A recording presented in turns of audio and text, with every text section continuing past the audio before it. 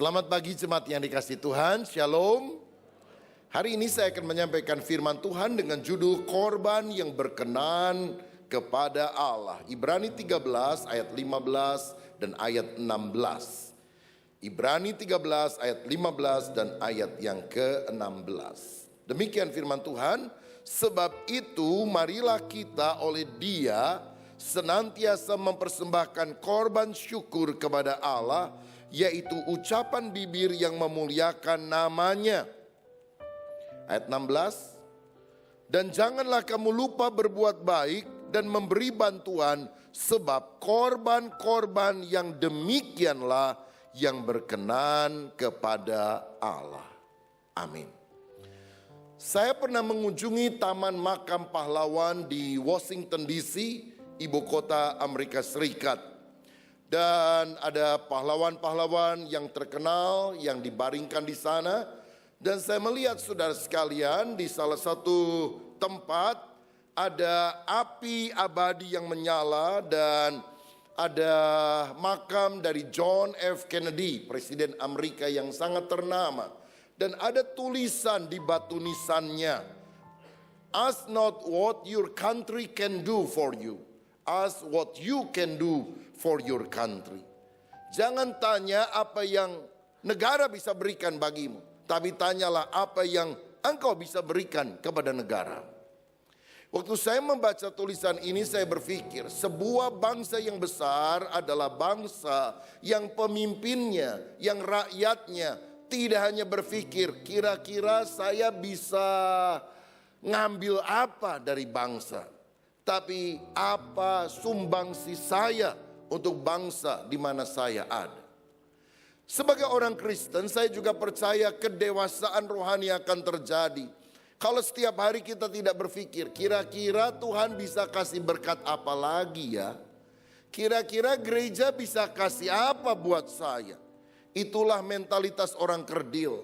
Tapi mentalitas orang yang dewasa adalah, apa yang aku bisa lakukan bagi Tuhan? Karena perbuatannya sudah begitu besar dalam kehidupanku. Apa yang bisa aku berikan buat gerejaku?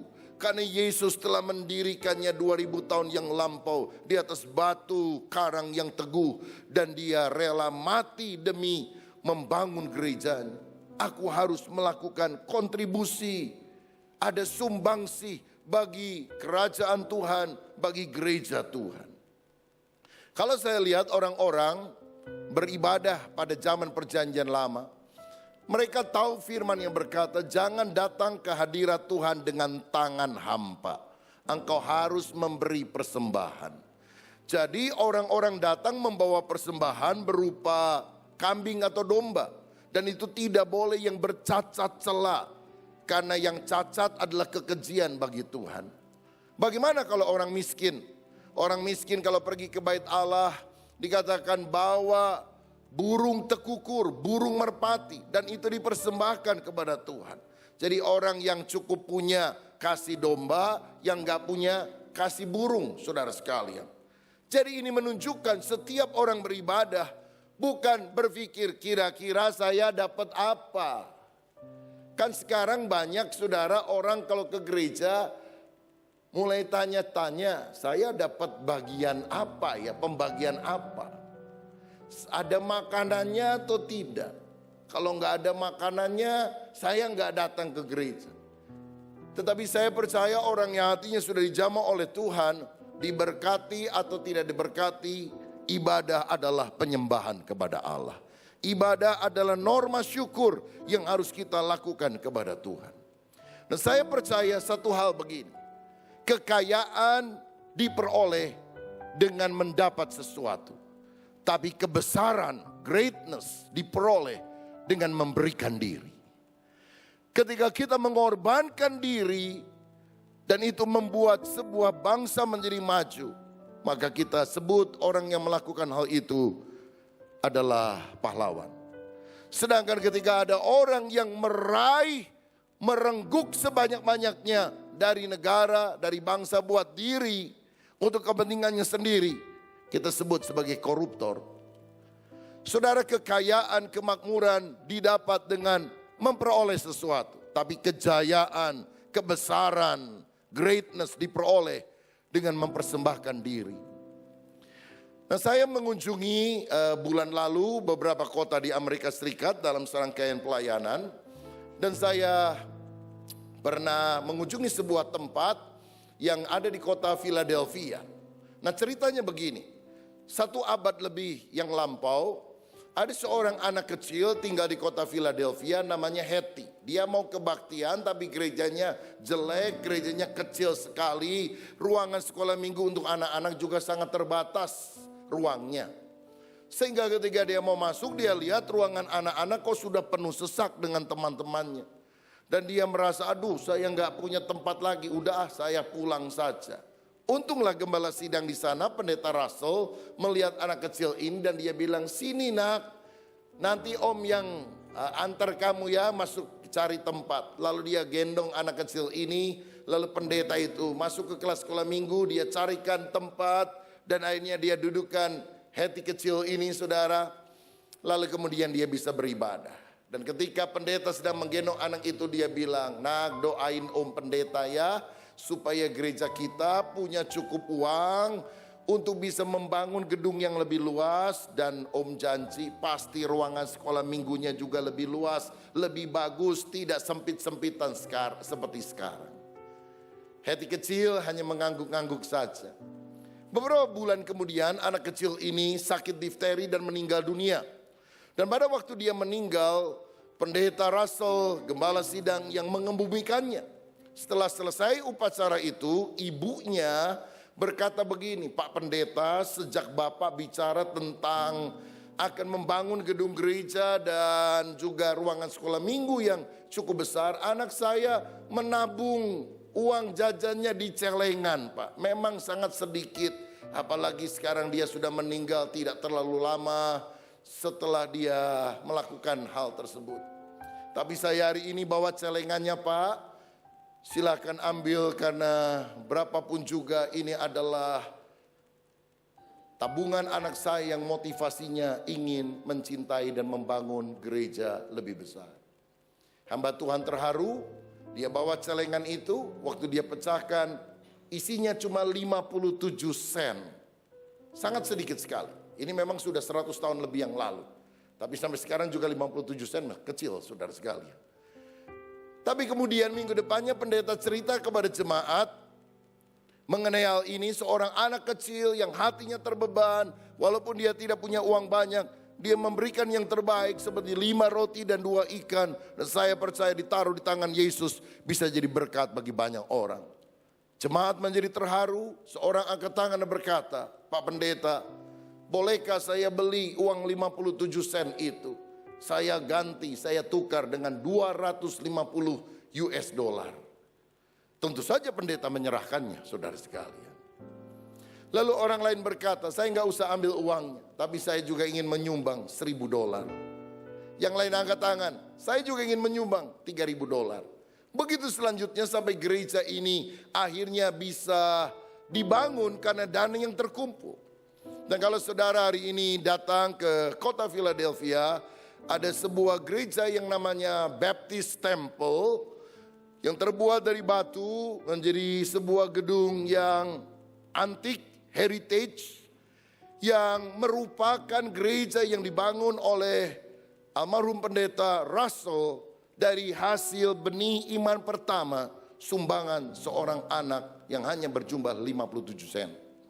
Dan kalau saudara pergi ke sana, saudara akan lihat gereja ini ternyata sekarang ada di sebuah kompleks yang berhektar-hektar luasnya. Kompleks itu disebut sebagai Temple University. Jadi pendeta Russell dimampukan setelah membangun gereja, dia juga membangun universitas yang sampai hari ini masih berjalan dengan ribuan mahasiswa yang bersekolah di dalamnya. Kenapa hal ini bisa dibangun? Karena pengorbanan seorang anak yang memotivasi banyak orang-orang lain yang lebih punya duit untuk belajar menabur, berkorban di ladang Tuhan. Alkitab berkata adalah terlebih bahagia memberi daripada menerima. Amin. Nah saudara, saya percaya teladan kita yang utama adalah Tuhan Yesus Kristus. Dia telah memberikan bukan hanya uangnya, waktunya, tenaganya, tapi nyawanya untuk keselamatan kita. Sehingga kita bertanya, kalau Tuhan sudah begitu mengasihi saya, bahkan rela mati untuk saya, menyediakan sorga yang terbaik untuk saya yang tidak layak, apa yang aku harus korbankan untuk kemuliaan Tuhan? Teringatlah saya kisah seorang pangeran namanya Zinzendorf dari Jerman, yang satu kali pergi ke kota Düsseldorf dan melihat pameran lukisan-lukisan. Dan di antara lukisan yang begitu bagus dan banyak, matanya tertuju kepada sebuah lukisan Yesus yang merentangkan tangan dan menyerahkan nyawa, dan ada tulisan di bawahnya, "Ini yang aku lakukan bagimu, apa yang kau lakukan bagiku?" Pertanyaan itu terngiang-ngiang, dan akhirnya beberapa waktu kemudian dia menyerahkan hidupnya untuk melayani Tuhan sepenuh waktu. Dia jadi misionaris, dia tinggalkan istana kebangsawanannya, dan dia mendorong teman-temannya, orang-orang yang lain, untuk ikut memberitakan Injil. Dan penginjilan yang dilakukan tersebar ke seluruh Eropa, bahkan sampai ke India dan negara yang lain. Orang yang menyadari betapa besar kasih Tuhan yang telah dia alami, pasti akan rela mengorbankan hidupnya untuk kemuliaan nama Tuhan. Nah saudara-saudara, saya percaya kita yang mengasihi Tuhan pun ingin berkorban bagi kerajaan sorga.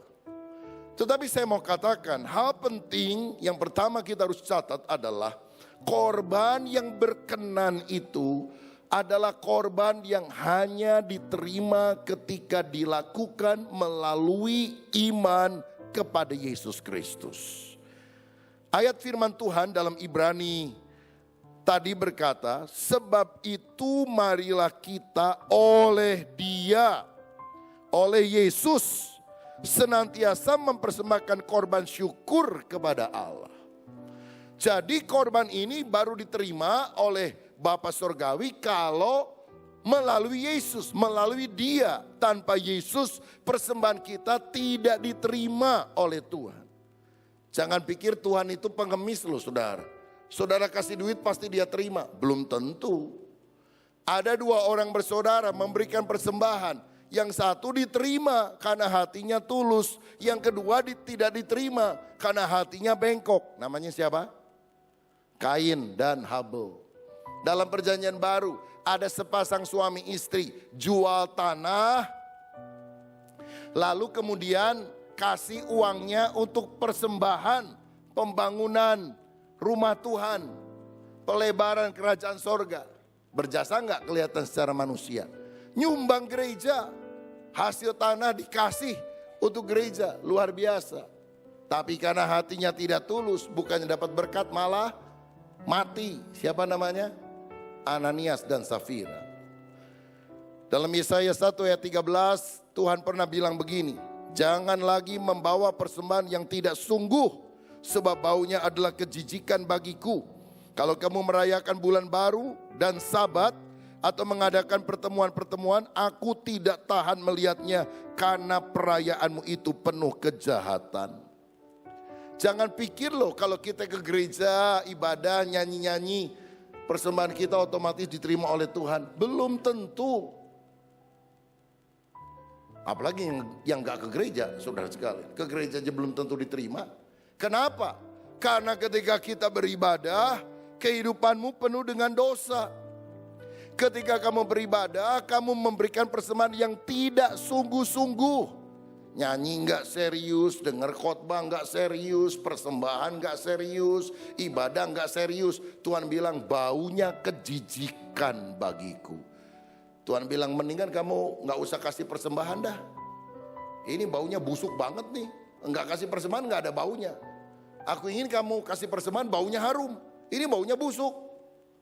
Saudara, jadi jangan dipikir loh perbuatan baik kita, sumbangan kita, persembahan kita otomatis diterima Tuhan, lalu Tuhan berhutang kepada kita.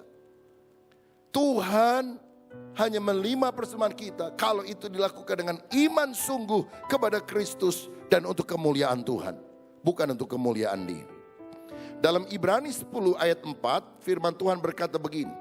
Sebab tidak mungkin darah lembu jantan atau darah domba jantan menghapus dosa. Ayat 10. Dan karena kehendaknya inilah kita telah dikuduskan satu kali untuk selama-lamanya oleh persembahan tubuh Yesus Kristus. Jadi domba yang dipersembahkan gak bisa menghapus dosa. Itu cuma gambaran. Apa yang bisa menghapus kita dari segala kita? Persembahan tubuh Yesus. Korban Yesus di atas kayu salib. Ketika kita percaya kepadanya, maka kita diselamatkan. Dan karena kita sudah diselamatkan, maka kita harus berkorban, berbuat baik. Bukan sebagai syarat keselamatan, tetapi sebagai buah bukti bahwa kita sudah dilahirbarukan. Baru kalau kita beriman kepada Tuhan, persembahan kita bernilai di mata Tuhan. Titus 2 ayat 14 berkata demikian. Kristus yang telah menyerahkan dirinya bagi kita untuk membebaskan kita dari segala kejahatan dan untuk menguduskan bagi dirinya suatu umat kepunyaannya sendiri yang rajin berbuat baik. Jadi orang Kristen yang sudah diselamatkan harus rajin berbuat baik, harus rajin berkorban, harus rajin melayani. Tapi bukan dibalik, karena saya rajin berbuat baik maka saya diterima oleh Tuhan. Tidak, itu agama. Kalau Kristen, karena saya beriman maka saya diselamatkan. Dan sebagai bukti saya diselamatkan, maka saya kemudian melakukan perbuatan baik. Saya teringat beberapa tahun yang lampau ada seorang ibu menghubungi saya, menelpon, dan kemudian dia bilang, bisa enggak saya pertemukan satu hari dengan suami saya, seorang konglomerat yang cukup dikenal di Indonesia. Saya bilang, apa masalahnya? Dia bilang, saya sudah sungguh-sungguh percaya kepada Tuhan, tapi suami saya belum. Dan walaupun kita bergelimang harta, saya rindu agar ketika kita meninggal, kita sama-sama berada di dalam kerajaan sorga karena kami percaya kepada Yesus. Suami saya itu seorang yang sangat generous, suka memberi untuk sosial. Tapi saya tahu bahwa hanya dalam Yesus ada keselamatan. Maka satu kali saya berkesempatan ketemu di ruangan kerja daripada bapak ini, saudara sekalian. Dan saya ngobrol-ngobrol, perkenalkan diri dan sebagainya. Lalu kemudian kita mulai masuk ke arah yang lebih serius. Saya bicara tentang Injil Yesus Kristus. Dan kemudian dia bilang, Pak Pendeta, saya ini suka amal loh Pak. Amal saya banyak dari mana-mana. Masa Tuhan di sorga tidak memperhitungkan amal perbuatan baik saya? Lalu dia panggil sekretarisnya, tolong bawa apa yang saya sudah lakukan. Dia bawa album berisi clipping koran, majalah, tanda penghargaan, macam-macam. Dan dia tunjukkan kepada saya, nih Pak, saya bikin MCK, mandi cuci kaku, saluran air di Nusa Tenggara. Nih saya bangun rumah untuk orang-orang miskin, sosial. Dan ini berapa miliar saya habiskan. Masa Tuhan tidak memperhitungkan jasa saya? Saya kagum juga saudara sekalian, karena waduh banyak banget proyeknya. Kita aja mungkin gak pernah kasih bikin proyek semacam itu. Lalu saya bilang, luar biasa Pak. Pasti banyak orang terberkati karena apa yang kau lakukan. Tapi maafkan saya. Kita bisa berbuat baik dan kita bisa menolong orang lain. Tapi caranya ke sorga bukan dengan melakukan itu. Caranya ke sorga adalah dengan bertobat, mengaku bahwa Yesus adalah Tuhan dan Juru Selamat, Allah yang telah menjadi manusia, mati di kayu salib. Dan kalau kita percaya kepadanya, dosa kita diampuni. Baru setelah itu kita melakukan perbuatan yang baik sebagai wujud bahwa kita adalah orang yang telah diselamatkan. Saya kutip Efesus 2 ayat 8 dan 9. Sebab karena kasih karunia kamu diselamatkan oleh iman. Itu bukan hasil usahamu tetapi pemberian Allah. Itu bukan hasil pekerjaanmu, jangan ada orang yang memegahkan diri. Dan ayat 10, karena kita ini buatan Allah diciptakan dalam Kristus Yesus untuk melakukan pekerjaan baik yang dipersiapkan Allah sebelumnya. Ia mau supaya kita hidup di dalamnya.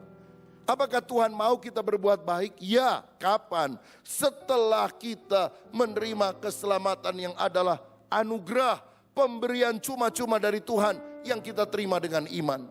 Jadi kalau kita bertobat, beriman kepada Yesus, Tuhan mengampuni dosa kita, baru kemudian persembahan kita berkenan kepada Tuhan. Kalau kita melakukan persembahan perbuatan baik di luar Kristus, seperti menjejerkan nol, nol, nol, nol, nol, nol, nol, nol. Dideretkan mau sepanjang apapun, hasilnya tetap nihil, kosong, nol.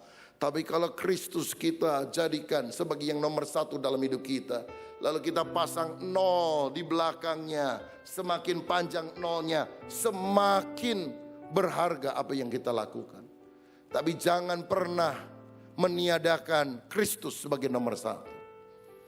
Dan pada akhir pertemuan itu, saya berkata, maukah Bapa membuka hati dan menerima Yesus sebagai Tuhan dan Juru Selamat? Karena hanya itulah satu-satunya jalan keselamatan. Perbuatan baik meloloskan kita dari penjara. Hanya darah Yesus meloloskan kita dari api neraka. Dan pada akhir pertemuan itu dia menganggukkan kepala. Dan dia berkata, saya mau terima Yesus. Saya tuntun dia dengan doa pertobatan. Tuhan Yesus, Tuhan Yesus. Saya mengaku saya orang berdosa. Saya mengaku saya orang berdosa. Saya bertobat dan saya menerima Yesus sebagai Tuhan dan Juru Selamat. Saya bertobat dan saya menerima Yesus sebagai Tuhan dan Juru Selamat. Dan saya percaya doa bila dilakukan dengan tulus, dengan iman kepada Yesus Kristus, itu yang menyelamatkan, bukan perbuatan baik. Perbuatan baik adalah apa yang kita lakukan setelahnya. Tapi saya yakin bagi kita semua, keselamatan dan korban hanya berkenan melalui iman kepada Tuhan Yesus. Siapa yang setuju? Berikan tepuk tangan yang paling meriah untuk Tuhan. Nah, jika demikian, apa sekarang wujud dari korban yang berkenan kepada Tuhan? Firman Tuhan tadi dari Ibrani 13 ayat 15 dan 16 dikatakan, sebab itu marilah kita oleh Dia, oleh Kristus, senantiasa mempersembahkan korban syukur kepada Allah, yaitu ucapan bibir yang memuliakan namanya. Korban pertama yang saya lihat yang diterima oleh Tuhan bila itu dilakukan dengan iman kepada Kristus dan dengan hati yang tulus adalah korban ucapan bibir. Apa itu ucapan bibir? Pujian, penyembahan yang kita lakukan kepada Tuhan. Bukan hanya di gereja, tapi di mobil, di rumah, di toko, di kantor, dimanapun kita berada. Keluar dari hati yang paling dalam. Kita nyanyi, semua baik, apa yang kau lakukan dalam hidupku, semuanya baik.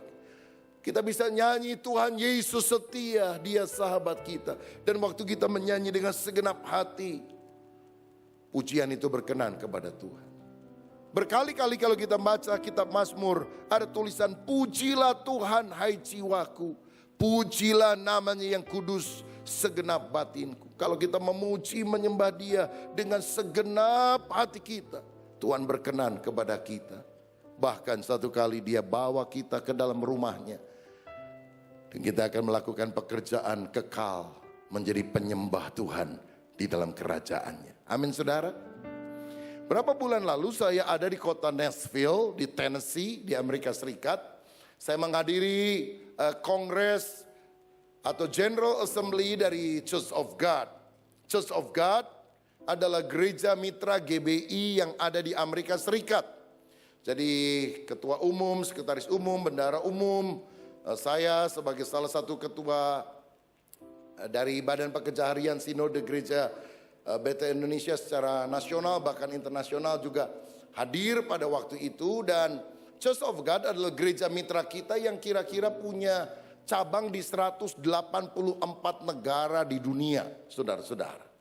Nah, tempat pertemuannya itu diadakan di City Center karena hampir 3.000 pendeta dari ratusan negara di dunia kumpul, termasuk dari Indonesia beberapa orang. Lalu di sampingnya itu ada museum musik country. Karena saudara tahu Nashville, Tennessee adalah pusatnya musik country. Jadi waktu ada hari senggang, kita masuk ke gedung sebelahnya, musik country, museum. Saudara-saudara, lalu kita lihat banyak sekali baju-baju yang pernah dipakai oleh musisi musik country yang sekarang sudah meninggal. tapi dipajangkan bajunya, gitarnya, pianonya. Lalu ada film-film zaman dulu yang diputar masih black and white.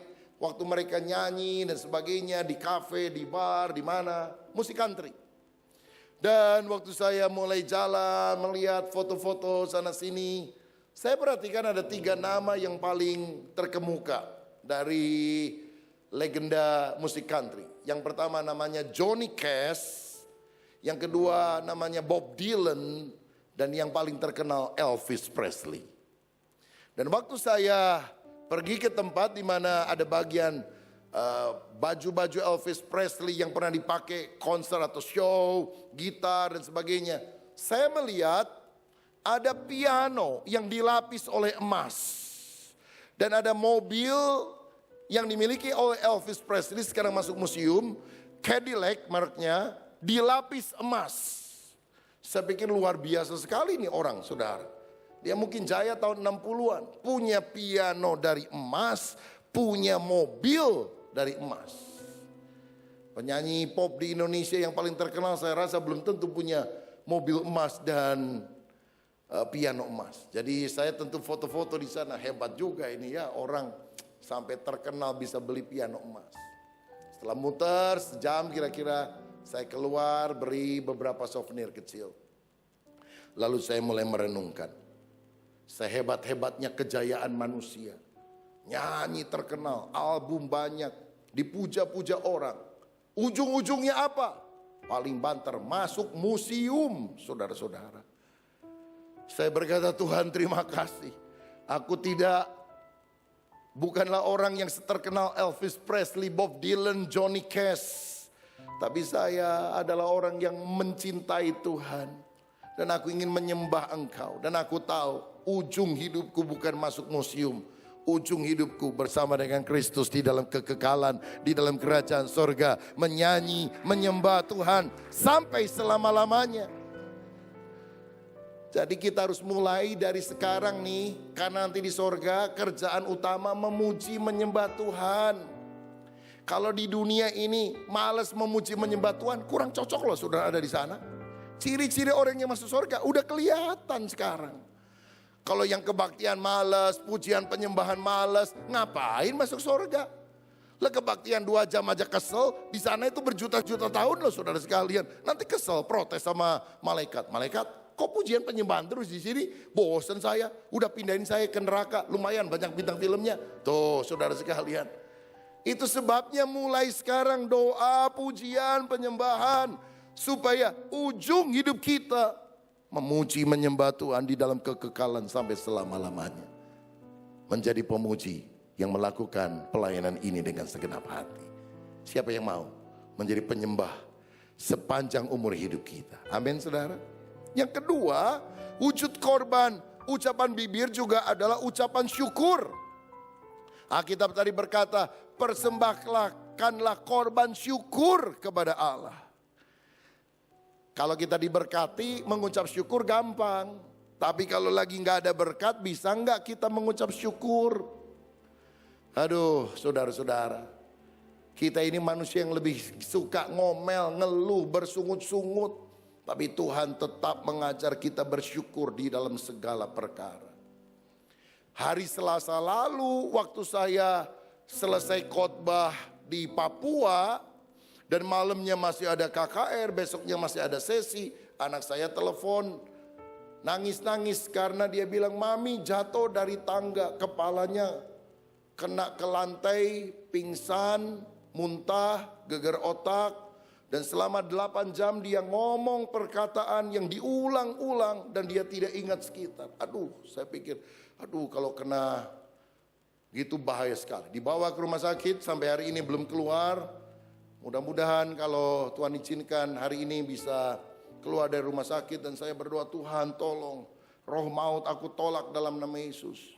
Karena kalau jatuh cuma kaki, kena dan sebagainya tidak membahayakan jiwa. Tapi kalau kena ke kepala itu membahayakan jiwa. Di CT scan dan sebagainya.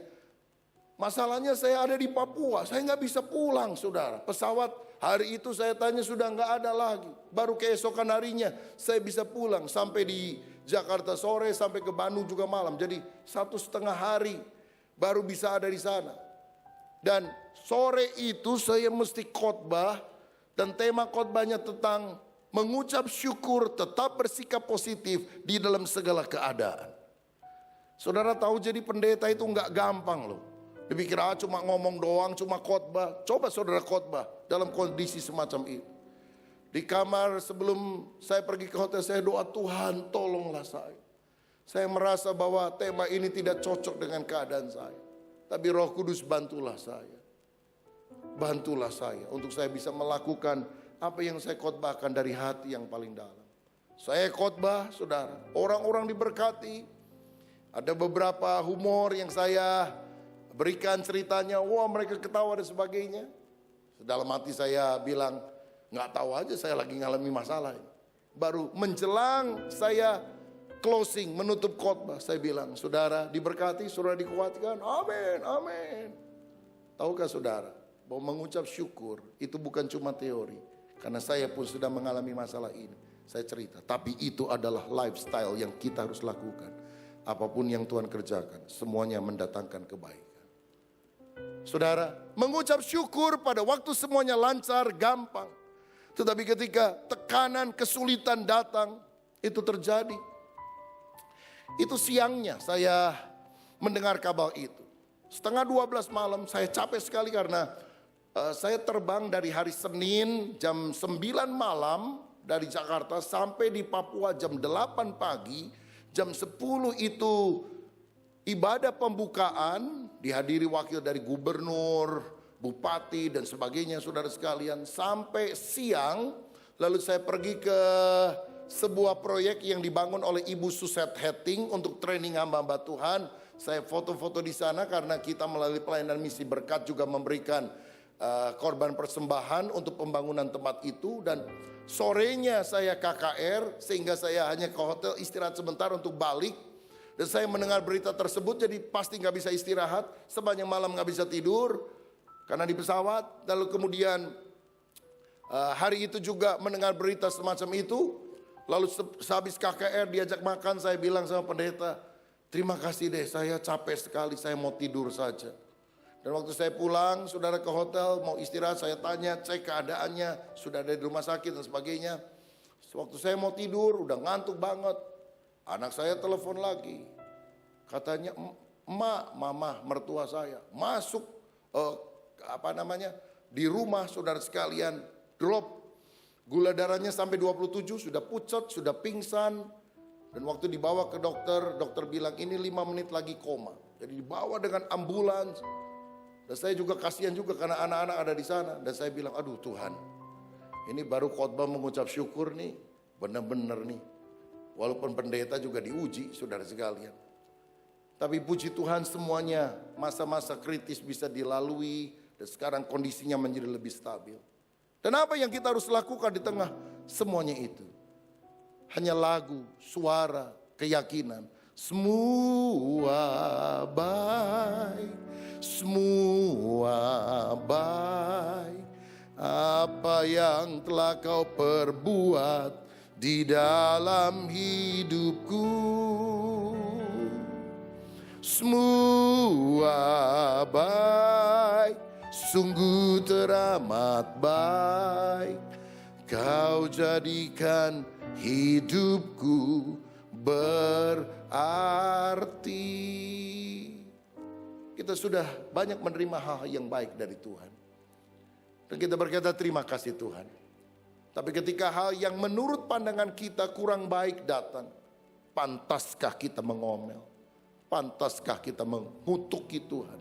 Pantaskah kita mengeluh? Bukankah dari mulut yang sama kita harus berkata, apapun yang kau kerjakan, aku berkata perbuatanmu baik. Saya percaya Tuhan ingin korban syukur dari hidup kita. Alkitab berkata persembahkanlah syukur sebagai korban. Kalau domba dikorbankan sakit saudara, bahkan mati itu dombanya. Kedagingan kita seringkali harus dimatikan. Tuhan, kenapa Engkau izinkan ini terjadi? Bukan itu pertanyaan yang harus kita berikan kepada Dia. Kita sering gak tahu kenapa Tuhan izinkan. Tapi lebih baik kita nggak tahu tapi Tuhan yang tahu. Daripada kita tahu tapi Tuhan yang nggak tahu. Kita hanya berkata, aku percaya apapun perbuatanmu baik. Ajar aku mengucap syukur. Itulah korban yang kita harus persembahkan kepada Tuhan. Pujian penyembahan, ucapan syukur kepada Dia. Kalau ada di antara saudara yang hari ini membawa masalah apapun, masalah keuangan, masalah pekerjaan, masalah kantor, masalah sakit penyakit, tetap mengucap syukur karena Tuhan bertahta di atas pujian. Tuhan bertahta di dalam kehidupan kita yang percaya kepadanya. Amin saudara. Yang kedua, yang terakhir, apa wujud korban yang berkenan kepada Tuhan? Yaitu perbuatan baik. Dikatakan dalam Ibrani 13 ayat 15 dan 16 tadi, sebab itu marilah kita oleh Dia senantiasa mempersembahkan korban syukur kepada Allah, yaitu ucapan bibir yang memuliakan namanya. Dan janganlah kamu lupa berbuat baik dan memberi bantuan, sebab korban-korban yang demikianlah yang berkenan kepada Allah. Korban apa yang berkenan kepada Allah? Ucapan bibir yang tulus, yang kedua perbuatan baik. Perbuatan baik pertama mencakup bantuan kepada orang miskin. Yesus pernah bilang, apa yang kamu lakukan kepada saudaraku yang paling hina, sesungguhnya engkau telah melakukan bagiku. Yakobus 1 ayat 27 mencatat, ibadah yang murni dan yang tak bercacat di hadapan Allah Bapa kita ialah mengunjungi yatim piatu dan janda-janda dalam kesusahan mereka dan menjaga supaya dirinya sendiri tidak dicemarkan oleh dosa. Bantuan kepada orang miskin yang dilakukan dengan hati yang tulus, itu adalah sesuatu korban yang berkenan kepada Allah. Karena apa yang kita lakukan kepada orang yang paling hina, kita sebetulnya sudah melakukan kepada Yesus Kristus. Siapa yang harus dibantu?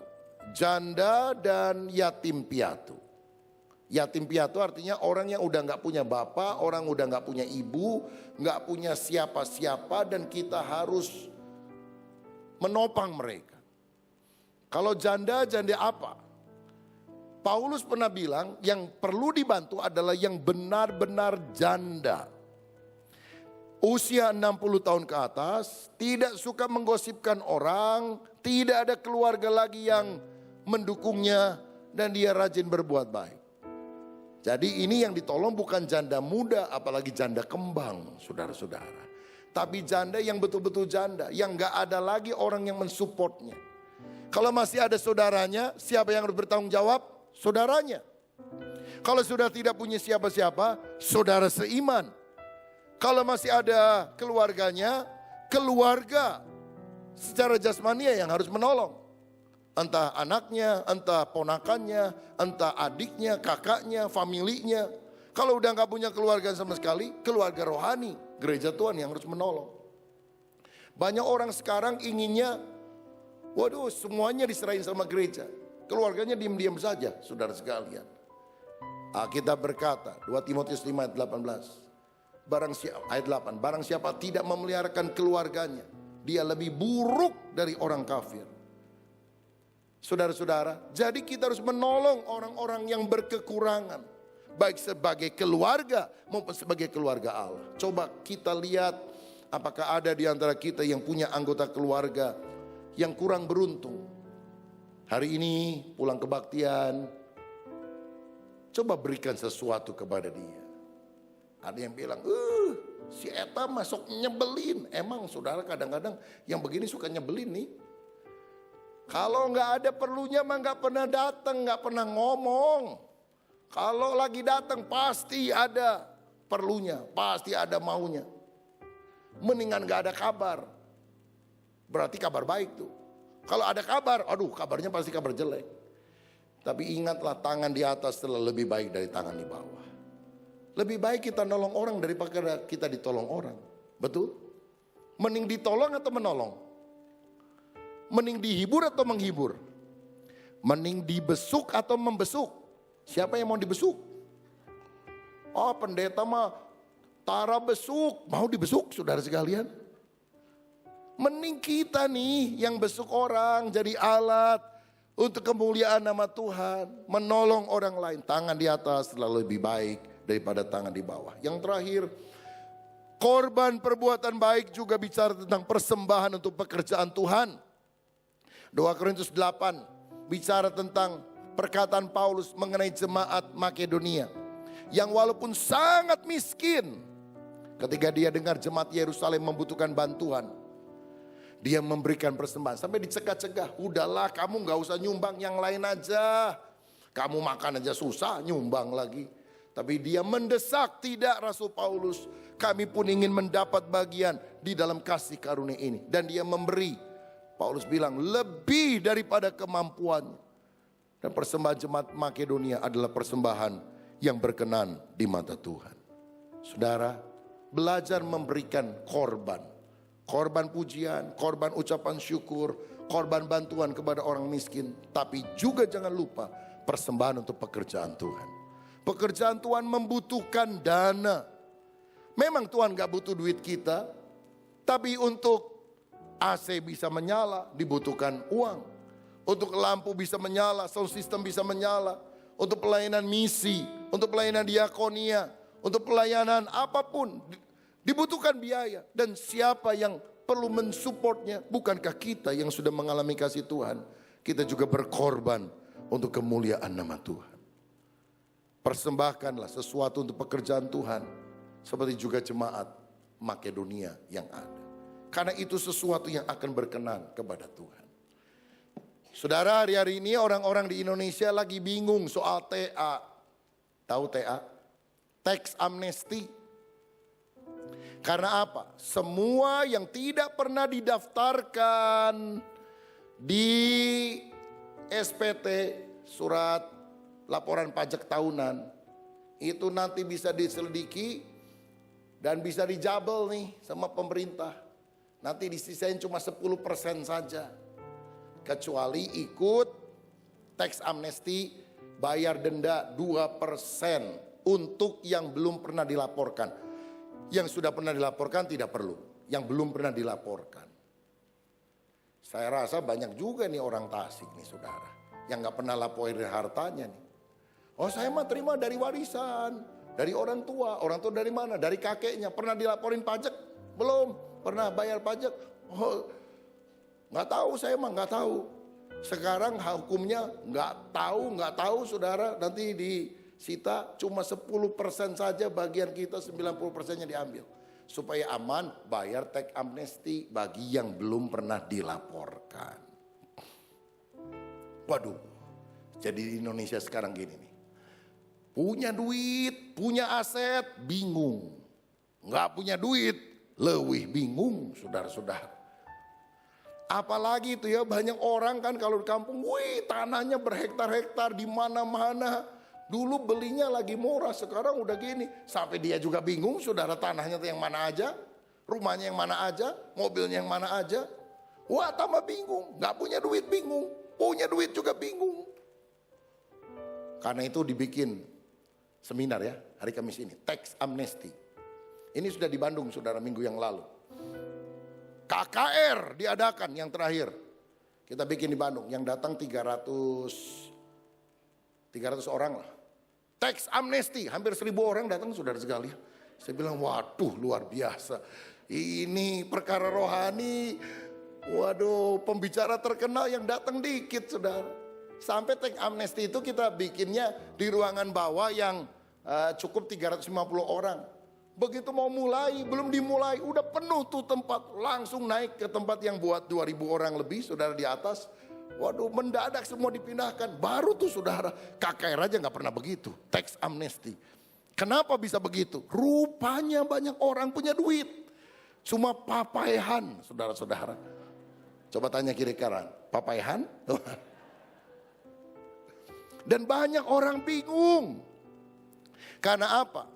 Karena rupanya kalau kena tax amnesty kan mesti bayar. Sampai September 2%, sampai Desember naik 3%. Nanti 5%, 10%, lama-lama 200%. Waduh kalau udah 200% mah udah hilang tuh saudara. Jadi mesti dikejar sampai sini. Nah saya dorong saudara semua ikut yang Kamis supaya dapat penjelasan. Dan lebih baik ya merupakan kontribusi kita juga lah buat negara kita yang sedang mengalami kebutuhan keuangan besar. Saudara ikut tax amnesty. Mungkin ini sekali seumur hidup saudara sekalian. Nah Jadi banyak orang bingung, gimana nih ya, duitnya gimana, bayar buat apa? Oke lah, saya punya rumah, warisan, ada di Hajat Mustafa atau di Cihideng. Harganya sekarang lumayan, udah berapa miliar. Tapi ini kan warisan, saya mah duit cash kagak punya. Tetap bayar loh saudara, 2%. Kalau enggak bisa dijabel, waduh. Duit dari mana? Utang ke bank. Emang gampang utang ke bank? Duit dari mana? Jual tuh rumah. Waduh, saya tinggal di mana? Pusing tuh saudara sekalian. Jadi untuk menjawab kepusingan, hari Kamis datang. Tapi saya setelah simak semua penjelasan, konklusinya gampang sebetulnya. Terutama yang punya banyak aset, punya banyak rumah, punya banyak tanah. Karena saudara kan mesti bayar tuh. Gimana solusinya? Cara Alkitab, bawa itu tanah, rumah, sebagainya, sertifikat, kasih, hibahkan ke gereja. Nih, begitu. Nanti gereja yang bayar teks amnestinya. Tapi karena gereja itu bukan objek pajak, tidak perlu pakai NPWP, maka nanti diurus. Jadi gereja nggak usah bayar pajaknya. Kan aman saudara. Saudara nyumbang lagi untuk kerajaan sorga, menabung harta di sorga. Haleluya kan? Jadi ini penjelasan teks amnesti yang paling akurat dan paling singkat. Haleluya. Saya bayar pajak saudara. Gereja, lembaga tidak bayar pajak, tapi pribadi bayar pajak.